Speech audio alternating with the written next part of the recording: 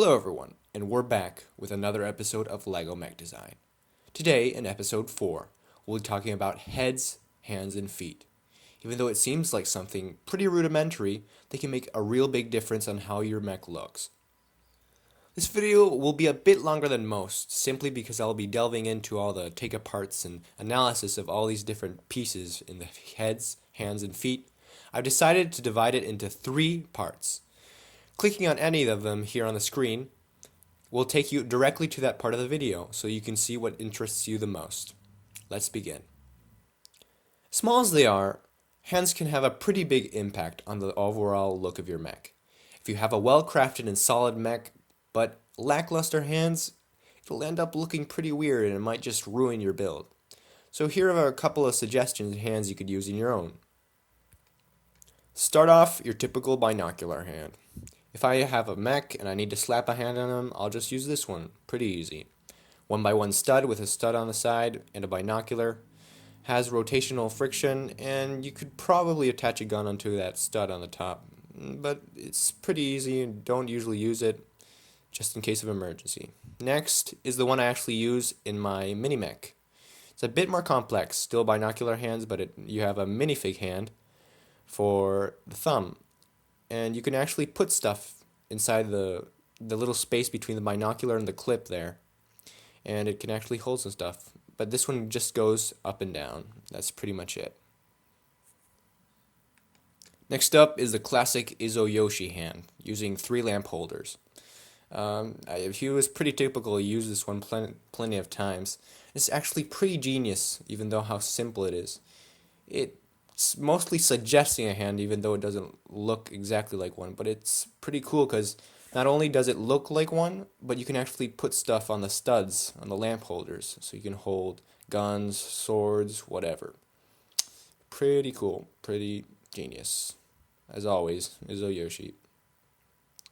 Next is my proprietary hand I actually showed off in the instructions video for the mech frame. It's 3 minifig hands, T-piece. It's not exactly practical in holding things, but it looks good and it's flexible. So I use it mostly when it doesn't have weapons to handle in a mech. Pretty simple, my own design. So, moving on. Next one is pretty intricate. It has 3 fingers and a thumb. It's pretty much, this is like, wouldn't usually use this one because it uses a lot of pieces and it would be for a pretty big mech. You know, you can see how the thumb is pretty much those Wild West pistols. The fingers are made up of mini big hands and those little clip things. It uses 2 lamp holders, and one of those could actually be used for holding stuff, which is pretty cool, like for a lightsaber or a sword. So basically the design is implemented into the use for clips, and pretty cool. Next up is the minifig, I guess, pant hand. Just the minifig legs. It clips onto a 1x2 brick. The underside. This would be for like these large bulky mechs. I would probably use those. And the thumb is made up of those 1x1 bricks with a stud on the side. It actually has, that stud is pretty cool for putting stuff in that hand. So again, nice flexibility, nice practical use too, for putting stuff, guns or whatever. So that's the pant hand. The last one is, I kind of went crazy with this one just to show off what you can actually build. This one's made up of those skis, and it kind of makes this clawed, sharp hand, you know, I guess you could use for extreme situations. I probably wouldn't use this one, but it's just to suggest what you can actually come up with, you know. Pretty simple, and those are a couple of hands just to help you out in your builds. As a bit of an interlude, I guess I'll delve a bit into feet types I didn't really cover in the mech frame section.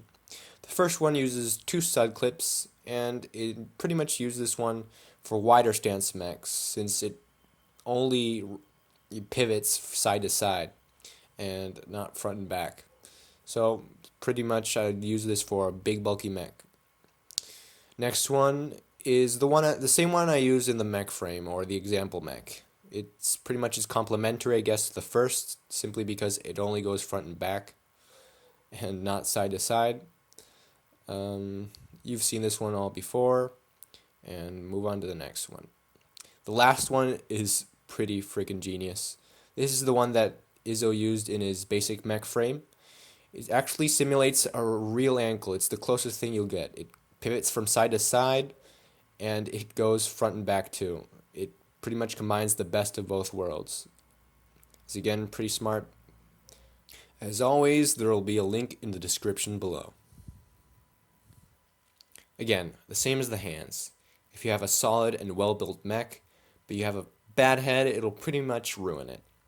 A transparent dot on a brick doesn't make a head. Try to make things a little bit more interesting. Here are a couple of suggestions. So you can see here a plethora of heads. The first is actually the one I used in the example mech, and it's kind of a complex design. It has this kind of ramps up like that, but that's actually something I'll be discussing in the last episode, why it does that. But for now, you can see how the chi slope connects with the tile pretty seamlessly. You can see it rests on that 1x2 plate with a stud on the top, and you can see the back head is pretty much separated with this lamp holder wedge plate in between. It's held between those two tiles. Front of the head uses another lamp holder and two clips, and that kind of you place it between that little space between the 1x2 tile and the wedge, and it stays pretty snug there, and clip it all up, and you know how it all looks. You've seen this mech before.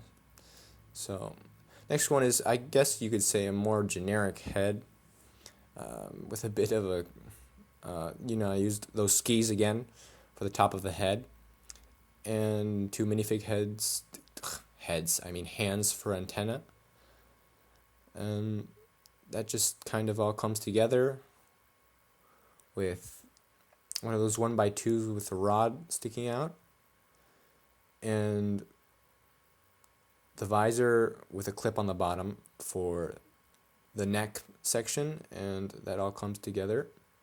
Makes this somewhat layered look with a fin at the back of the head. So this one I actually kind of considered could be an alternate head for it.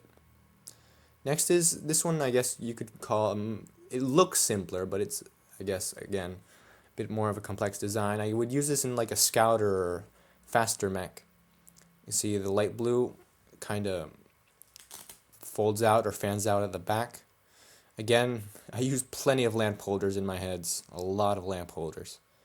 So just those two lamp holders placed differently, and another one for this type of, I guess you could call it a scanner thing, that goes up to the front, and that's pretty much it. Pretty smooth, pretty sleek. Moving, and on again, when I place it on the mech, it's just pretty much just to show it off. Last one is, I guess you could use this one for a bulky head. It's pretty, I guess you could say, boring in a way. I would use this for a big bulky mech where the head wouldn't be as much of importance. It would be pretty much obstructed by all the other parts. See, I use these round bits with transparent cheese slopes. I use this droid body, I guess, the ones that would come with the Star Wars droids, with one of those 1x1 dots with a hole, and that would make for the neck piece. And two stud clips attached to that droid body. Two side clips with 1x1 plates, and I attach that to the head like so, and that goes down. What I mean by this is trying to make the head reflect the overall design of your mech. So as I showed, this white head is pretty chunky and short, so I would use this in a chunky and short mech. It's pretty much that. Those type of little details will improve your design overall. Well, I guess that's it for this episode. It's a bit of a longer and more rambly type episode. Sorry about that, but hope you guys learned something and try to apply this to your own builds. Next time, we'll be talking about everyone's favorite, weapons and accessories. Guns, cannons, longswords, and all that type of stuff. If you like this series and you'd like to see more, I'd appreciate it if you shared with a friend or liked and subscribed. Thanks for watching.